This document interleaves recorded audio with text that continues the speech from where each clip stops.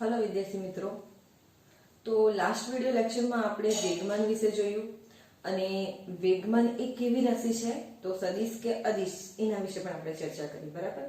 હવે એ વેગમાન વિશે જે આપણે આટલી બધી ચર્ચા કરી, ઘણા બધા મુદ્દાઓ વિશે આપણે જોયું. તો એમાં મુદ્દાઓમાં ઉદાહરણ તરીકે આપણે ગન માટે ઉદાહરણ લીધું કે જે દિશામાં તમારો બળ હશે એ જ દિશામાં જે તે પદાર્થનું વેગમાન રહેશે. એના પરથી આપણે તારવ્યું કે વેગમાન એ સદિશ રાશિ છે. બરાબર. બીજું આપણે દોરીવાળું ઉદાહરણ લીધું હતું, એના પરથી આપણે તારવ્યું હતું. બરાબર. એવા ઘણા બધા ઉદાહરણો છે અને એના પરથી જે આપણને તારણ મળે છે એના પરથી, તો આ બધા પ્રયોગો દ્વારા ન્યૂટને જે છે એ બીજો નિયમ રજૂ કર્યો છે. તો આપણે અત્યારે જોઈશું ન્યૂટનની ગતિનો બીજો નિયમ. બરાબર. જે વેગમાન પર આધારિત છે. ન્યૂટનની ગતિનો બીજો નિયમ. પહેલો નિયમ આપણે જોઈ ગયા છે જે જડત્વ પર આધારિત છે. હવે બીજો નિયમ જે છે એ વેગમાન પર આધારિત છે, એટલા માટે આપણે પહેલા વેગમાનનું ડિસ્કશન કરી ગયા છે. બરાબર. હવે ન્યૂટનની ગતિનો બીજો નિયમ, બરાબર, એના વિશે જોઈએ. આ નિયમ જે છે એ 3 માર્ક્સ માટે આઈએમપી છે.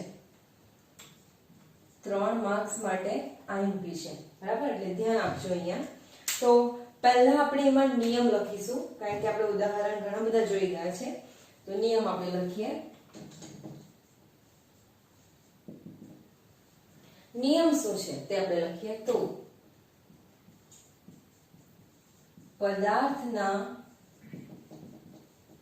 વેગમાનના ફેરફારનો સમય દર. પદાર્થના વેગમાનના ફેરફારનો સમય દર લાગુ પાડેલા બળના સમપ્રમાણમાં અને લગાડેલા બળની દિશામાં હોય છે. આ બીજો નિયમ છે. ન્યૂટનની ગતિનો આ બીજો નિયમ છે. આપણે સમજવાની ટ્રાય કરીએ અહીંયા. તો પદાર્થના વેગમાન, જુઓ વેગમાન રિલેટેડ છે એટલે બીજો નિયમ શીખતા આપણે વેગમાન વિશે સમજી લેવું જરૂરી છે. તો પદાર્થના વેગમાનના ફેરફારનો સમય દર. વેગમાનના ફેરફારનો સમય દર એટલે સમયની સાથે વેગમાનમાં જે ફેરફાર થાય તે એ લાગુ પાડેલા બળના સમપ્રમાણમાં. લાગુ પાડેલા બળના સમપ્રમાણમાં એનો મતલબ શું? આપણે ગન વાળું ઉદાહરણ જોયું. તો ગન તમે જેટલું બળ આપશો તેટલા જ વેગમાનથી એ બુલેટ બહાર નીકળીને જશે. એટલે જેટલું બળ રહેશે તેટલું વેગમાન રહેશે. એટલે એ કીધું છે કે લાગુ પાડેલા બળના સમપ્રમાણમાં જેટલું બળ તેટલું વેગમાન, કારણ કે વેગ તેટલો જ મળશે તો એનું વેગમાન પણ તેટલું જ મળશે. અને લગાડેલા બળની દિશામાં હોય છે. લગાડેલા બળની દિશામાં એ પણ આપણે ડિસ્કસ કરી રહ્યા છે કે તમે જે દિશામાં બળ આપશો એ જ દિશામાં પદાર્થ જશે, એનાથી ઓપોઝિટ પદાર્થ જતો નથી. બરાબર. તો આ નિયમ છે કે પદાર્થના વેગમાનના ફેરફારનો સમય દર લાગુ પાડેલા બળના સમપ્રમાણમાં અને લગાડેલા બળની દિશામાં હોય છે. જેટલું બળ લગાવો છો એટલું જ રહેશે અને જે દિશામાં લગાવો છો તે જ દિશામાં તમને વેગમાન મળશે. ક્લિયર? ઓકે. તો હવે એને આપણે સમજો થિયરીની રીતે સમજવાનો પ્રયત્ન કરીએ. તો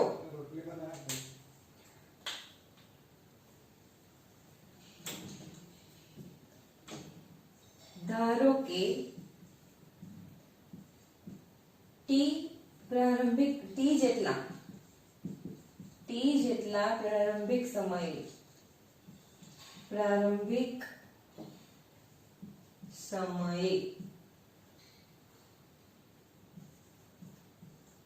પદાર્થનું દળ m અને વેગ v છે.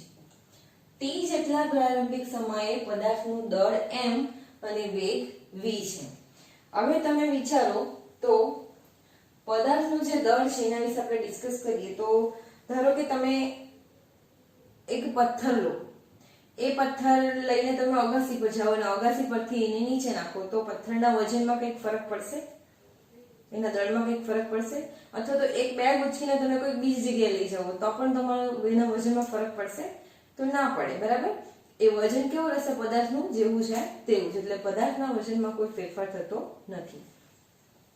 t જેટલા પ્રારંભિક સમયે પદાર્થનું દળ m અને પદાર્થનો વેગ v છે. તો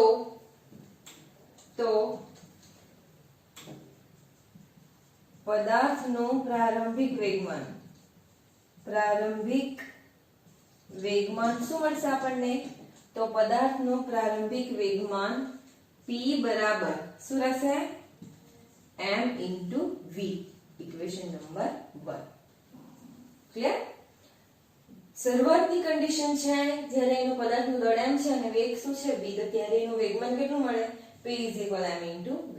ઇક્વેશન નંબર 1 આપ્યું છે. ઓકે, હવે આપણે એને બળ આપીએ કારણ કે બળ આપવાનું છે આપણા નિયમ પ્રમાણે. તો હવે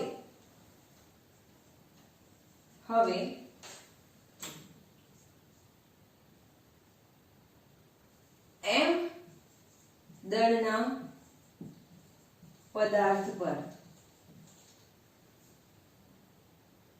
F કેપિટલ F લખવાનો છે. F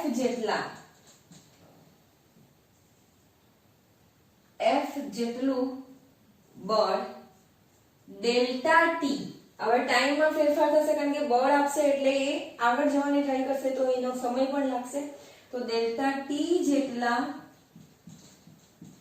સમયગાળા માટે લગાડતા પદાર્થનો વેગ શું થશે? બદલાઈ જશે. v થી બદલાઈને v પ્લસ ડેલ્ટા v જેટલો થાય છે. જો એકદમ સિમ્પલ છે. આ એની શરૂઆતની કન્ડિશન છે કે જ્યાં એનો પદાર્થનો દળ m છે અને પદાર્થનો વેગ v છે. હવે શરૂઆતની કન્ડિશનમાં પદાર્થ સ્થિર જ છે તો એનો વેગ બી 0 જ રહેશે. ફક્ત આપણે ઇક્વેશનની રૂપમાં લખ્યું છે, બરાબર? વેગમાન 0 છે કારણ કે પહેલા નિયમ મુજબ શું? તો જ્યાં સુધી સ્થિર હશે તો સ્થિર જ રહેશે. પછી શું છે કે એ જ m દળના પદાર્થ પર આપણે f જેટલું બળ આપીએ છીએ. હવે f જેટલું બળ એ કેટલા સમય માટે છે? તો ડેલ્ટા t જેટલા સમયગાળા માટે આપવાનું છે. તો ત્યારે m દળનો પદાર્થનો વેગ પહેલા v હતો તો એમાંથી બદલાઈને શું થઈ જાય છે? v પ્લસ ડેલ્ટા v જેટલો થાય છે. તો શું થશે? થાય છે તો આપણે અહીં લખીએ તો વેગમાનમાં થતો ફેરફાર, કારણ કે હવે સમય પણ બદલાયો છે અને વેગ પણ બદલાયો છે તો ફેરફાર શેમાં થશે? વેગમાનમાં થશે. તો વેગમાનમાં થતો ફેરફાર શું મળશે તમને? ડેલ્ટા p બરાબર શું મળશે? v માંથી શું થઈ જાય છે? Delta v. v * delta v ફેરફાર. ઇક્વેશન નંબર 2 કેટલો થશે? તો વેગમાનમાં થતો ફેરફાર તમારો delta p = m * delta v જેટલો થશે. ક્લિયર? ઓકે, બે સ્ટેપ થયા, એકદમ ઈઝી છે. નિયમ તમારે ફર્સ્ટ લખી દેવાનો છે, પછી પ્રારંભિક કન્ડિશન બતાવવાની છે અને પછી આપણે એનું બળ આપશું ત્યારે શું ફેરફાર થાય છે તે તમારે બતાવવાનું છે. ક્લિયર? હવે તો જુઓ, હવે લખીશું ન્યૂટનની ગતિના બીજા નિયમ પરથી. હવે ન્યૂટનની ગતિનો બીજો નિયમ એટલે કે આપણી પાસે જે નિયમ છે એ આપણે વાપરીશું બીજા નિયમ પરથી. તો બીજો નિયમ આપણે શું કહે છે તે જુઓ. તો પદાર્થના વેગમાનના ફેરફારનો સમય દર. વેગમાનના ફેરફારનો સમય દર એટલે વેગમાનમાં ફેરફાર થાય એટલે તે કયું? તો ડેલ્ટા p. નો સમય દર એટલે હંમેશા ભાગાકાર થાય. સમય દર એટલે ડેલ્ટા t. બરાબર? વેગમાનના ફેરફારનો સમય દર આવે એટલે હંમેશા ભાગ્યા જ કરવાનો આપણે. લાગુ પાડેલા બળના સમપ્રમાણમાં, લાગુ પાડેલા બળના સમપ્રમાણમાં એટલે બળ તમારું શું થશે? સમપ્રમાણ એટલે ચલે છે સાઈન આવશે તમારી, ચલે છે, અને લગાડેલા બળની દિશામાં હોય છે એટલે સરખું જ આવ્યું તમારું, બરાબર. તો ન્યૂટનની ગતિના બીજા નિયમ પરથી F ચલે છે delta P by delta T થશે. ક્લિયર? તો આપણે અહીંયા કંઈક સૂત્રો વાપરીએ. F બરાબર ચલે છે સાઈન કાઢી નાખ્યું તો કોઈ કોન્સ્ટન્ટ અચળાંક આપણે લેવો પડશે. તો આપણે અચળાંક લઈએ છીએ K into delta P divide by delta T. Equation number શું રહેશે? 3. ક્લિયર? ઇક્વેશન નંબર 3 એકદમ ઈઝી છે, બરાબર. હવે F K delta P by delta T, જ્યાં આપણે લખીશું જ્યાં K જે છે એ સમપ્રમાણતા અચળાંક છે, બરાબર. આ તો મને બતાવી દેવાનું કે જ્યાં K એ શું છે? સમપ્રમાણતા અચળાંક છે. ક્લિયર? હવે જુઓ તો F K delta P by delta T થઈ ગયું છે. હવે આપણને ડેલ્ટા P ની તો કિંમત છે જ, પણ એ તો ફેરફાર છે, બરાબર. ફેરફાર ડેલ્ટા છે, પણ આપણને આપણી પાસે જે ઇક્વેશન છે P mv, આપણને તો P જોઈએ છે. તે કેવી રીતે લાવશું? તો એના માટેનો એક સ્ટેપ છે જે આપણે ડાયરેક્ટ લેવાનું છે. હવે ડેલ્ટા T ટેન્ડ્સ ટુ 0 આને કહેવાય છે ડેલ્ટા T ટેન્ડ્સ ટુ 0 એટલે કે લિમિટ કોઈક નાનો સમય આપણે લેવાનો છે, બરાબર. ડેલ્ટા T ટેન્ડ્સ ટુ 0 લેતા, બરાબર. આ સ્ટેપ ડાયરેક્ટ જ તમારે લઈ લેવાનું છે. લેતા delta P divide by delta T નું પદ શું થશે? તો P નું આના માટે જ્યાં P નું T ની સાપેક્ષે વિકલન કરતા વિકલ સમીકરણ dp ડિવાઇડ બાય dt મળે છે. આ ડાયરેક્ટ લઈ લેવાનું છે કારણ કે એ લાંબુ સ્ટેપ છે, આપણે એને કરવાનું નથી. આપણે ડાયરેક્ટ અહીંયા લેવાનું છે કે નેક્સ્ટ સ્ટેપ શું છે? અહીંયા સુધી આવી ગયા બાદ કે આ જે delta P divide by delta T છે એનું T ની સાપેક્ષે વિકલન કરીએ તો આપણને આ જે ડેલ્ટા છે એના બદલે શું મળી જાય? સ્મોલ d એટલે સ્મોલ dp બાય dt મળે છે. તો હવે આ જે વેલ્યુ છે એ આપણે સમીકરણ 3 માં મૂકશું, બરાબર. તો હવે dp ડિવાઇડ બાય dt ને સમીકરણ 3 માં મૂકતા શું થશે? F કેપિટલ F લખવાનું છે. F K શું છે? થઈ જશે dp ડિવાઇડ બાય dt, બરાબર. Equation number 4. ક્લિયર? હવે dp ડિવાઇડ બાય dt એને આમાં મૂકશું એટલે સમીકરણ નંબર 4 થઈ ગયું તમારું. ક્લિયર? હવે સમીકરણ નંબર 4 જે આવી ગયું છે એમાં હવે તમે બધી વેલ્યુ મૂકી શકો છો. તો આપણે સમીકરણ 4 જે છે એમાં આપણે સમીકરણ 1 ની કિંમત મૂકીશું. ઓકે? તો હવે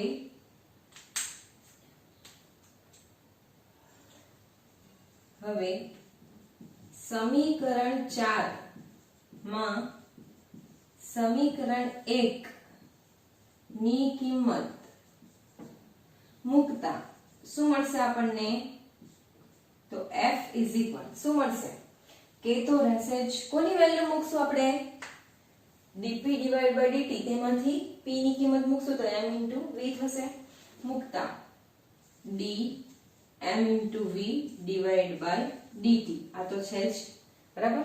એને કંઈક અલગ ફોર્મમાં આપણે લખીએ તો d m ને આપણે આગળ, કારણ કે m પદાર્થનું દળ કોઈ દિવસે બદલાતું નથી, તે જેવું છે તેવું જ રહેશે. બદલાઈ શું શકે? તો વેગ. પ્રારંભિકમાંથી આપણને અંતિમ વેગ મળી શકે તો આપણે બદલાઈ ગયું છે તે રીતના લખીશું dv ડિવાઇડ બાય ટાઈમ પણ બદલાશે તો dt, બરાબર. આ તમારું ઇક્વેશન થયું. અહીંયા ઇક્વેશન નંબર કયો છે? 5. ખ્યાલ આવે છે? એટલે હવે સમીકરણ 4 માં સમીકરણ 1 ની કિંમત મૂકતા f k dm × v / dt એટલે તમને આ મળે છે. ખ્યાલ આવે છે?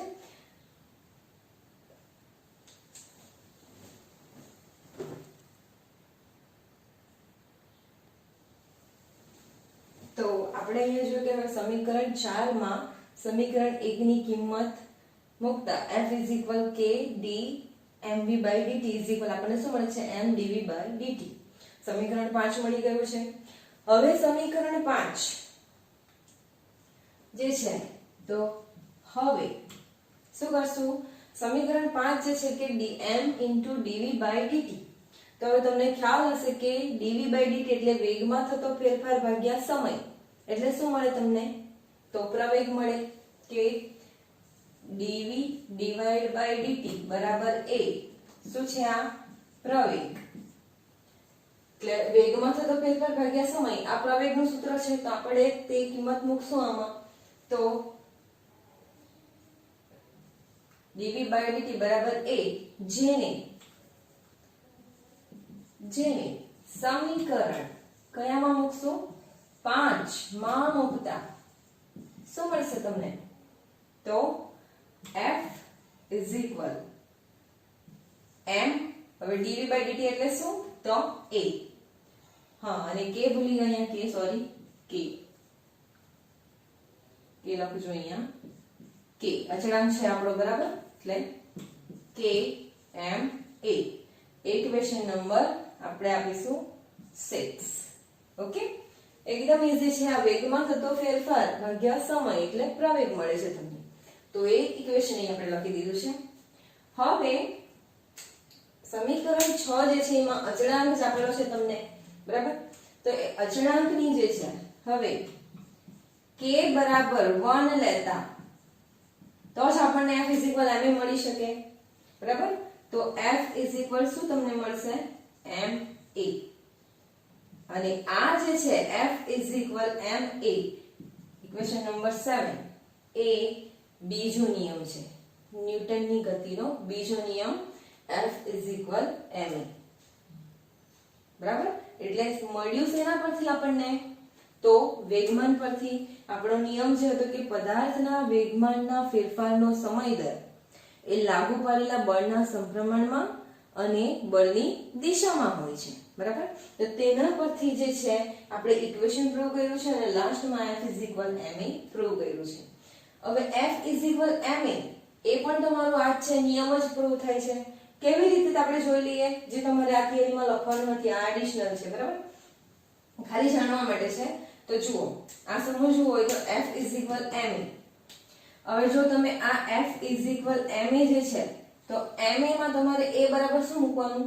dv / dt. એટલે શું? તો m dv / dt બરાબર. m dv / dt તો d mv, d ને આ બાજુ લઈ લો, ડિવાઇડ બાય dt. હવે mv એટલે શું? mv એટલે શું? આપણે mv એટલે શું લખ્યું? mv એટલે તમારું વેગમાન. દળ ગુણ્યા વેગ એટલે વેગમાન. તો dp ડિવાઇડ બાય dt મળી ગયું તમારું સેમ.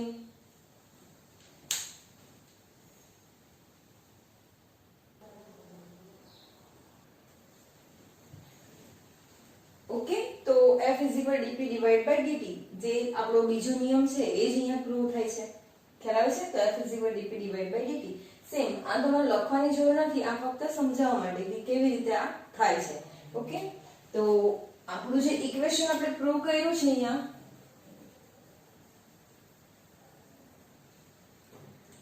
f ma એ તમારું ફાઇનલ ઇક્વેશન છે બીજા નિયમ માટે. ઓકે, પણ આ જે બીજો નિયમ છે એ ઇક્વેશન પ્રૂવ થઈ ગયા બાદ તમારે એનું એકમ લખવાનો છે અને mlt ફોર્મ લખવાનું છે બરાબર. તો SI એકમ આપણે જોઈએ. SI એકમ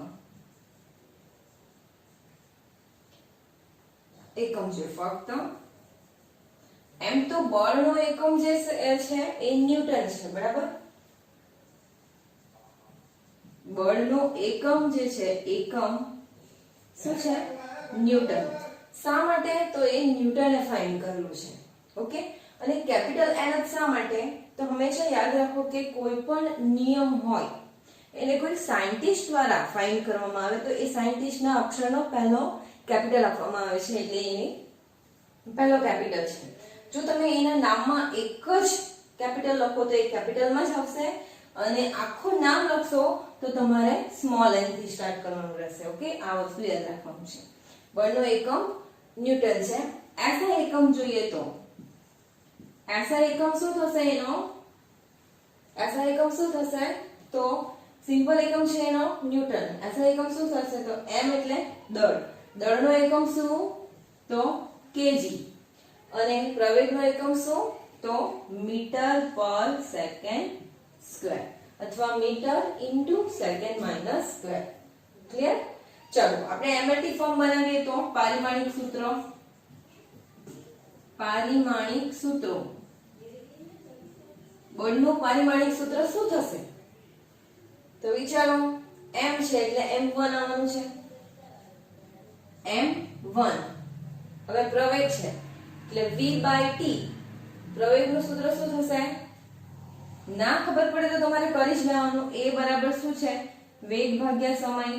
અને વેગ બરાબર શું? તો અંતર ભાગ્યા સમયનો સ્ક્વેર થશે, કારણ કે t પાછો આવશે એટલે તમારું શું? તો l * t - 2 થશે. બરાબર? તો આપણે લખીએ પ્રવેગ માટે l1 t - 2 શું થશે? m1 l1 t - 2. ઓકે, તો એ કોનું થયું? તમારું પ્રવેગનું થયું છે. બરાબર? સોરી, બળનું થયું છે. આ બળનું પારિમાણિક સૂત્ર તમારું છે m1 l1 t - 2. તો અહીંયા સુધી તમારે બીજો નિયમ જે છે ન્યૂટનની ગતિનો બીજો નિયમ શરૂઆતથી લઈને અહીંયા સુધી તમારે લખવાનું રહેશે, જેના 3 માર્ક્સ છે. આઈ થિંક તમને બરાબર ખબર પડી ગઈ હશે, કારણ કે સ્ટેપ બાય સ્ટેપ જ છે, એકદમ ઈઝી છે. પહેલા તમારે નિયમ લખી દેવાનો, પછી પ્રારંભિક કન્ડિશન લખવાની છે. પ્રારંભિક કન્ડિશનને બળ આપો એટલે એ ગતિમાં આવે તે લખવાનું છે. પછી નિયમ જે છે એને ઇક્વેશન સ્વરૂપે રજૂ કરો. તેમાં પછી અલગ ફક્ત આ તમારે યાદ રાખવાનું રહેશે. તેમાં વેલ્યુ મૂકતા જાઓ એટલે તમને ઇક્વેશન મળી જશે. ક્લિયર? તો 3 માર્ક્સ માટે આ ક્વેશ્ચન આઈએમપી છે. લખો, નોટમાં ઉતારી લો, શાંતિથી વાંચો, પ્રેક્ટિસ કરો. ઓકે, નેક્સ્ટ ટોપિક આપણે નેક્સ્ટ વિડિયો લેક્ચરમાં જોઈશું. Thank you.